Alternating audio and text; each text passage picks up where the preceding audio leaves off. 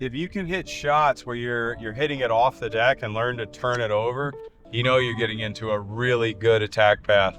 Everything is able to move very much from the inside, and that'll create a balanced effect.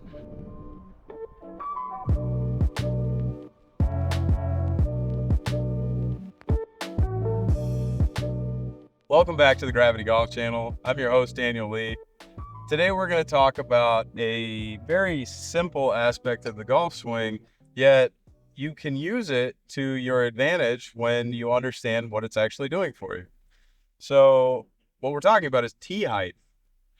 The higher that I tee this ball up, technically what I'm doing is creating an uphill slope.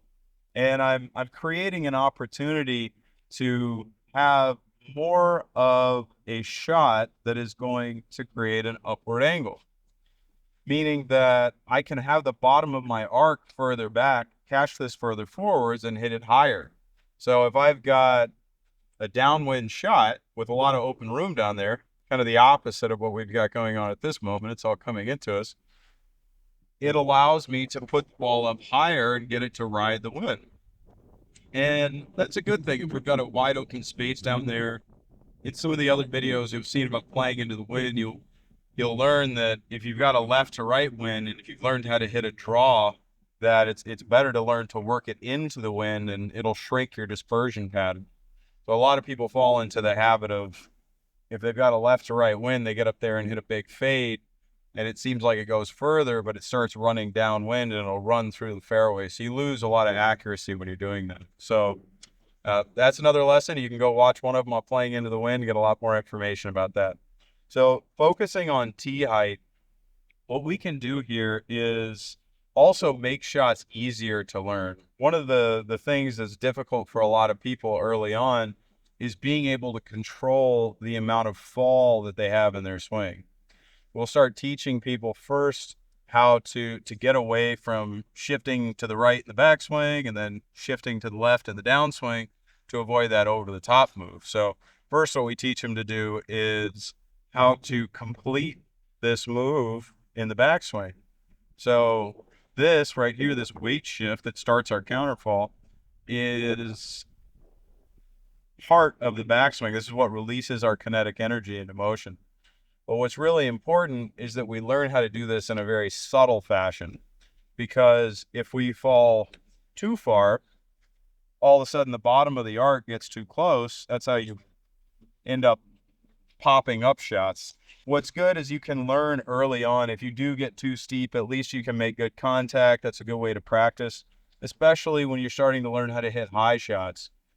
So I'll start a lot of people when they're first hitting one-handers, teeing the ball up, allowing them a little bit more room for error to be able to get away with having a little steeper swing if they fall a little bit too much towards the ball, too much this way. Now, there's another way to use it to your advantage, and this is to make it more difficult. So one of my dad's old favorite drills was drivers off the deck. So the more that you start to tee this ball down, the more that your path is going to have to be on an inside attack path.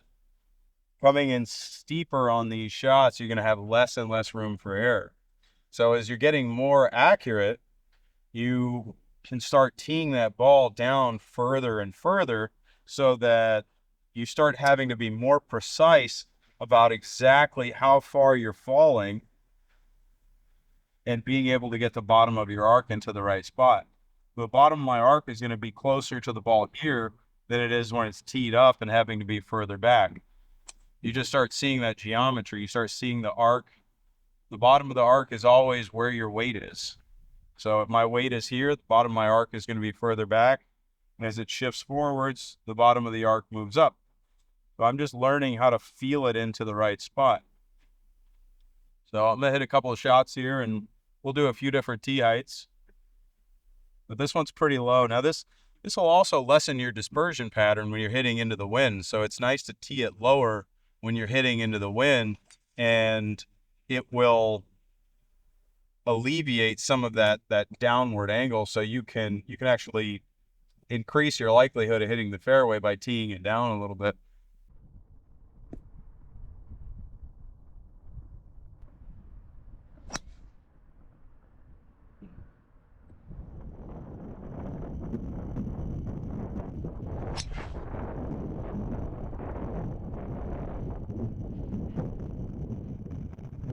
So when you're trying to hit a draw, I'm going to accentuate this just a little bit more here, is I'm going to get my body, when I move that little bit, I'm just going to change the angle so it falls more in this direction, and that'll create more of an inside attack band.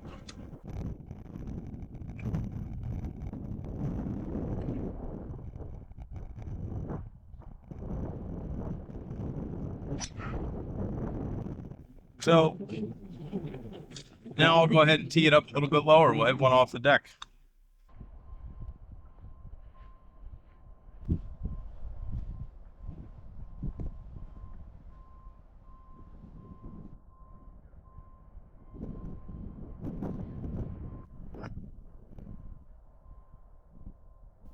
Now, if you can hit shots where you're hitting it off the deck and learn to turn it over, you know you're getting into a really good attack path. Everything is able to move very much from the inside, and that'll create a balanced effect so that everything that's moving in front of you will be counterbalanced. That allows you to have a state of rotary equilibrium, as my dad liked to say.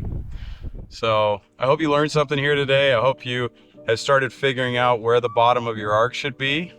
Get out there, play around with that tee height. You'll have a lot of fun. Thanks again. We'll see you soon. Thank you so much for being here with us today and allowing us to share this great information with you. If you have 3 seconds, please take it, hit the like and subscribe button. That goes a long ways for us. And be sure to check out in the description. There's a link for a free beginner's guide to learning gravity golf.